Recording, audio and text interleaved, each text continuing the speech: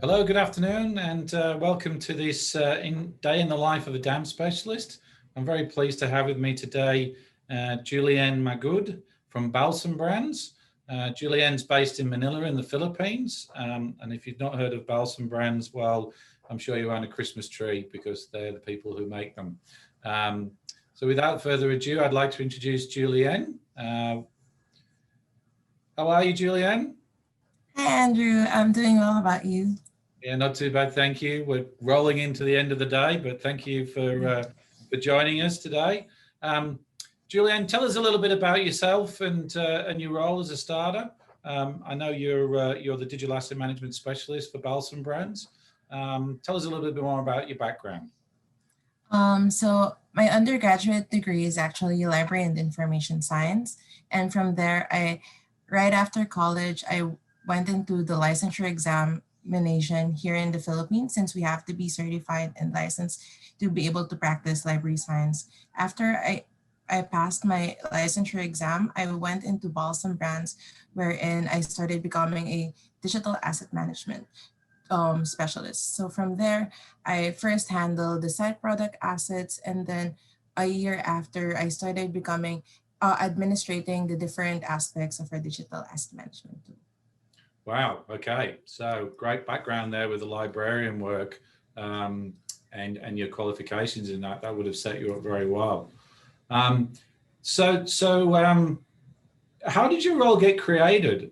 Was it something that already existed, or was it something that Balsam decided that they needed because their dam wasn't being maintained correctly? So my position was actually created. So our company saw that there was as the company grows, there was a big opportunity for the dam to be able to be fully managed by one person. Since before it was part-time managed by some people of the company. So now they made this position so that someone can devote their full-time attention to the tool and also help it grow and expand to help support the company's growth and Yeah, um, advance. so that's fantastic. So they recognised that it was a distributed role, it was getting more important, and they needed someone full time to do that.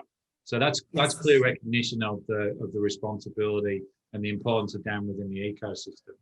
So tell me a little bit about how Balsam Brands utilize their dam on a day-to-day basis and in the company's processes. Can you take us through that? So Balsam Brands actually uses the our dam as a repository of our raw assets that we use for our campaigns, and the creative team uses for the different designs that they create. So other than that, we also use our dam as a host for our site product assets that we use on our e-commerce site, where we integrate our dam with our CMS tool so that it would be easier for us to sync and update our assets on our product pages. And also we use our DAM to host the campaign and marketing assets, wherein we use the links of those assets to use in our different marketing platforms, such as social media, product review pages, and product listings. Wow. Okay. So the dam really has at the core there. So you've got all the marketing campaign assets being used and accessed by the marketing team, but you're also pushing those assets into your e-commerce and website system and syncing those together to make sure that the brand's consistent. Yes. A very important role. Very important role. Um, and what happens on a day-to-day basis in terms of dam administration? Because maybe there's some people out there that don't do dam on a daily basis and they don't understand the administration requirements and what you have to do. Can you take us through that? So what I do on a daily basis is that I make sure that the dam is maintained and managed. So I oversee the different features, all the assets, and the metadata in the dam. And then at the same time, I also manage the product assets throughout the whole product lifecycle. So from the product introduction to product retirement, I make sure that the assets are properly tagged. And then at the same time, once they are already, the product is retired already, I make sure that the assets are also out of circulation so that the different users won't be able to mistakenly use them. I'm also responsible for user education and management. So I'm the one who onboards them, who trains them, and at the same time continuously update the materials and documentation. I also manage the user access restriction. So that's very important in our DAM, wherein we only give a specific level of access for some users. So if one user just has to see the assets and don't have to upload, so that's the only thing that they can do. And lastly, I'm the one who documents the process and regularly updates them. Well, you're certainly the product owner, that's for sure for that. So it seems like you're dealing with people in the product creation phase in terms of ensuring that you're getting those brand assets and those product assets and all the other associated content that needs to come with it. And you're also dealing with the whole HR process. So how many users are there of the DAM? Currently, we have 70 users of the DAM, but that's the ones that has direct accounts in our. So they can upload and manage and do things. Yes. Yeah. But also we have what we call associate users, wherein they don't have direct access to the DAM itself, but we give them direct access to the assets by giving them links to the different assets that they can use. Right. Okay. And that's probably much a wider community. And external as well as internal. So people who resell your products and things like that. We don't have any resellers. So what we do is for external, we only have the consultants that we have for our company. But other than that, it's mainly internal to our organization. Right. Okay. All right. That's interesting. That's really good. So what are the activities in terms of keeping it maintained? I'd imagine you'd have to do a lot of reporting, checking on metadata, making sure things are being filled out properly, because obviously it's going to have a downstream effect on the website and the e-commerce platform. Can you take us through a little bit more about the sort of maintenance cleanup and asset cleanup that you have to do? So what I do for example, for a weekly basis, I do a regular monitoring of all the activities of the users in the DAM to make sure that if something was uploaded, are the assets properly uploaded. In this way, the activities don't get into a bulk wherein I have to double check them. So I regularly check them, and then at the same time, I'm one of the people who standardize the process workflows, the asset standardization and components, and also the metadata, the naming convention. Here, this is very important since if we have a standardized metadata structure and also naming convention, it would be easier to just roll out the different standards to the different users and having a well-maintained DAM. And then at the same time, I mentioned a while ago that we do user access restrictions, wherein we categorize the different users depending on their needs and use of the DAM, and giving them the specific limiting access to what is just relevant to their function. So we want to make sure that their access is and their activities are as simple, but then at the same time as relevant to their function. So do you use a reporting engine for that? Do you get like a daily report of all the assets that have been uploaded, and then you have to go and check them? And yes. Sorry, go ahead. Go on. So our DAM is what happens in our DAM is there are actually activity summaries in our DAM, wherein you can look into it and then you would see, okay, these are the assets uploaded for this month or this week or today, which helps my role way easier to manage. Yeah. Okay. All right. And I guess you also have that challenge is that you might find that some people are doing the same thing wrong time and time again. And so you have to then sort of set up an education session to minimize the amount of time that you have to spend fixing their problems. Yeah, exactly. So what I do is, for example, every quarterly, I reach out to the different teams that have the access to the DAM and ask them, okay, are you free during this time to maybe we can set up a user education and retraining to see if you are still updated with how things are working out, and at the same time, just to refresh their memory on how to actually utilize and use the DAM. Yeah. Okay. All right. There's some questions coming in here. I've got some that I've been prepared, so I may go to some of those questions. This is interesting. What do you like most about your role, and what keeps you motivated?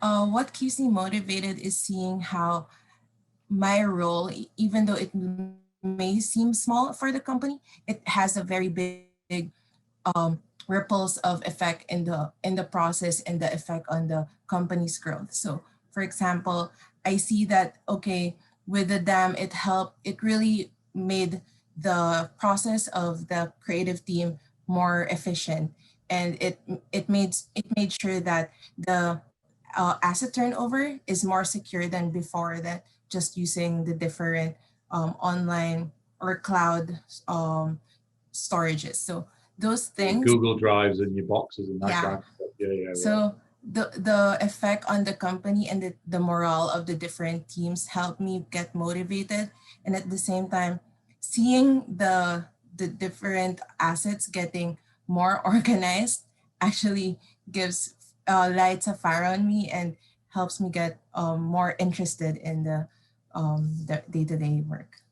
I guess that comes from your education and your desire to be organized, and it's certainly a personality that's required to do that. There's a question here about how do you manage your day, your tasks day to day? You seem to be handling a lot of assets. So, what do you have a set regime that you follow in terms of your day? Is there, how are you handling all those different components? So what I do on a day-to-day basis is I start my day checking my emails and at the same time the administration dashboard to see if there are things that I have to address. After that, after addressing everything on the admin dashboard, I look into what are the different needs that the different teams would be needing from me. So for example, if there's a request from a certain team that's already urgent, I address them. And then lastly, I go into the website to double check if the assets are still in place and if there is anything that I can catch that has to be addressed. Right. Okay. Right. And more questions coming in here. What do you think is the impact of integrating a digital asset management system in a company's process? It's a fairly broad question. So I think the impact is really the security of your assets and at the same time the efficiency in the process workflows. So this having a digital asset management gives you the sense of security, that your assets will be accessible to anyone that you have, and but then at the same time not breaching the privacy settings of your company. At the same time, it helps the creative team and the marketing teams to have their workflows more efficient, since you can already integrate different tools, for example your project management tool, your content management system, your product information management system to your DAM, and it makes everything, you can automate anything that is compatible with your DAM. Yeah, that's very true. That's very true. And further to one of your points earlier on, inspiring you to make more efficient. Are you measured on KPIs around that? Does the business have KPIs around what you need to achieve? Or are you setting your own KPIs and what you want to achieve? We actually set our own KPIs, but then at the same time, it's not just anything that comes up to our mind, but we have to align them to the company KPIs or company goals to make sure that they're still aligned and it helps support the growth of the company. Right. So you create your own, you report them in, they make sure they align, and then you go to make them. That's a good way of doing it. A little bit more. This is an interesting one. So obviously this person's probably done something similar to yourself. Was it difficult to transition from being a librarian, library worker to being a DAM specialist? Did you have to undertake further study or courses?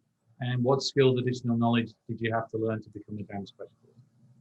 So it wasn't as complicated from transitioning to becoming a librarian and at the same time digital asset management specialist, because there are a lot of theories and practices that are actually overlapping between the two industries.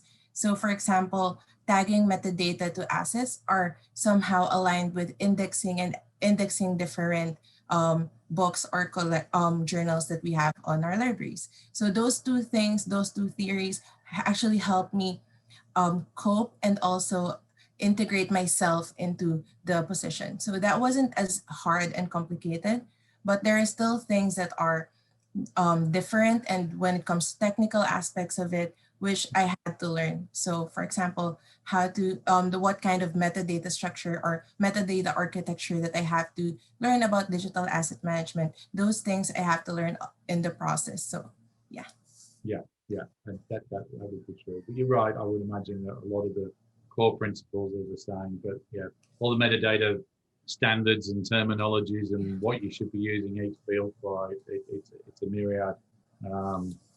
Yeah, we have to often sort of educate people on that. There's another question here about reporting. Are you just using the internal reporting of the DAM platform, or are you using external reporting? Are you using a third-party tool to pull data, Power BI or Tableau or something like that? So we use the reporting inside our DAM since it's very comprehensive already, and we just use that and extract the different data that we need. So you're using just the reporting from the platform itself. You're not merging it with other data from the system. Yes. Okay, thank you for that. How do you manage copyright and licensing, or do you own most of your own media content?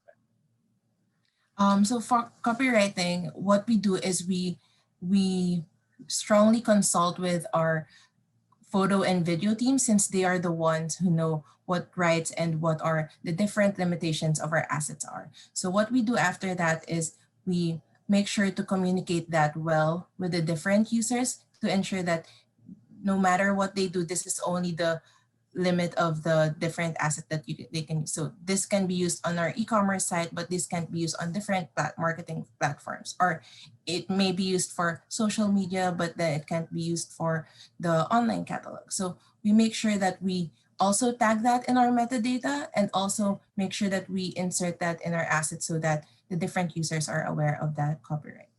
So in some ways, that's a bit more sort of intent rather than rights management.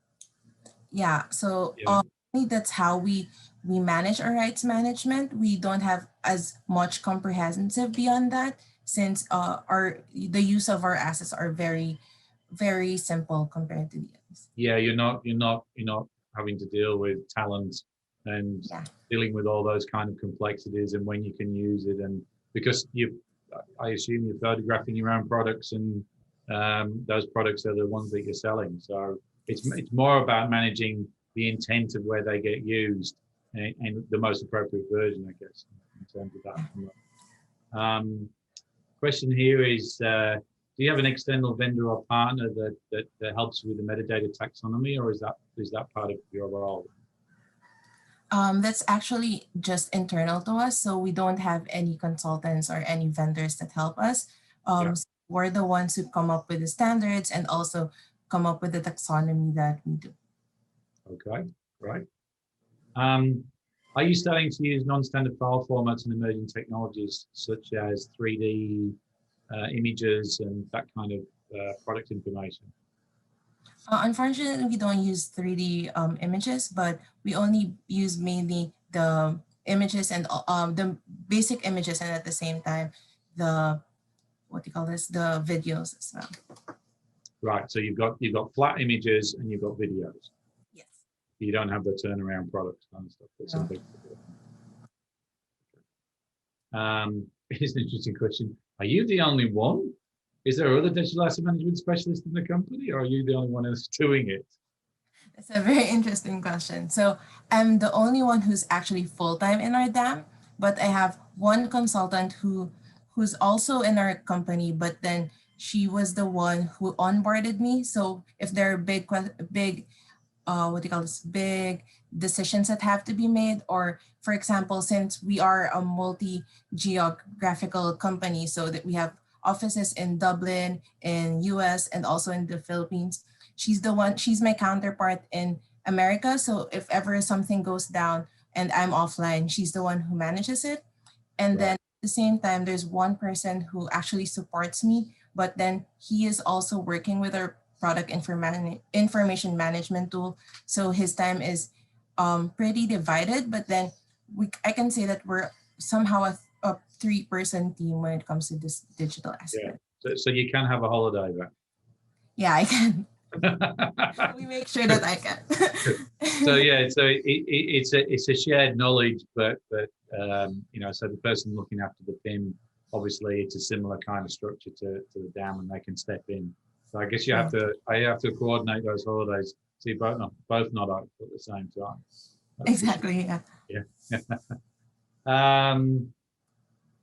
This is an interesting one. What are your top 5 key must-have features for a dam system besides the obvious searching and having metadata input capabilities? What are the other 5 top key features that you utilize on a regular basis that you see as really valuable? So the other features that I utilize is the sharing of the assets. So I think it's very important to have like various links that you can use. So what we have is direct links and also embed links. So I think those are very helpful because, for example, for embed links, it's easy to integrate in our code already since it's already functioned as that way. At the same time, I utilize folders. So we have somehow like a folder type in our dam. So that's really helpful in making sure that, okay, assets that are the same can be easily shared out with other people, not just, and you don't have to do it individually manually. And then another feature that I utilize is the insights. So it's very integral for the people to know what's the ROI of your assets, and also making sure that you don't just utilize them, but then you also get what you are investing on the asset. So Okay, so your dam platform has an insights engine to it to let you understand. Yeah. I guess that's because you've got the embed codes, right? So if you've got the embed codes, then you can track those embed codes and get the information back on you know, which image is getting more traction than another image. Yes, exactly. Right, very good. Yes. Anything else? Mainly those 3 things, other than the the specific ones that like share metadata and also sharing. So. Yeah. And I guess having it integrated to your website and e-commerce is probably an important factor to cater. Yeah, like having a dam that's compatible to various tools and being able to integrate them would really be helpful for a dam specialist or a dam in particular. Yeah, I think that's what we're seeing today is that the integrated approach with other systems is becoming more of a common thing, and it's almost kind of a requirement for the business case these days. And whether you do it initially or you do it short term after you get your dam assets together, it's really important. Another question here. How often do you do metadata audits? So what we do for metadata audits is we actually just started last year when it comes to that. So moving forward, we're planning to do it annually so that we can make sure that the trends are there. But then at the same time, we do somehow the small audits wherein we double check the search, we regularly check the search trends of the users and make sure that the metadata is still aligned. Right. Okay. Couple of questions I had. So what's the biggest challenge that you face maintaining dam? Is it process not being followed? Is it technology meeting the changing needs of the company? Is it growth in the number of digital channels to maintain? Or is it manual processes that you feel could be automated more? What's the challenges that we're facing right now in the dam? I think mainly it's there are 2 things. One is the process not being followed. Mainly it's because of the metadata. So some of the teams or some of the uploaders that we have tend to have go back to the shortcut that they used to know, wherein they skip the metadata or they input metadata that's of bare minimum or not at all. So that's one of the biggest challenges that we have. That's why what I do is I regularly monitor the activities. And then I think at the same time, Schneider the said second one. they had that same problem, so they made them mandatory. So, yeah. Exactly. So, and then at the same time, it's the manual process that can be automated. So I'm hoping that in the near future, we get to automate some of the processes and also integrate more of the systems that we use and tools that we use in the company so that it would be more efficient for everyone. It would be easier to do our day-to-day work. And last question, because we've got to finish shortly. what are the goals and plans to initiate over the coming couple of years? So hopefully in the next 2 years or a couple of years, we get to have a company-wide adoption. So mainly now, half of our company uses the DAM, but then there are still opportunities for the other teams to be able to integrate the DAM to their different day-to-day processes. So I think that's an opportunity, and that's a plan that I would want to initiate in the future. And then at the same time, like what I mentioned a while ago, is the automation of processes so that it would be easier for everyone. Okay, that's fantastic. Appreciate your time today, Julianne. I think that's been a fantastic chat. Some great questions from the audience. Really appreciate your time. Have a good rest of the day in Manila, and enjoy the rest of the conference. Thank you so much, Thank you very much. Bye. It was great. Bye.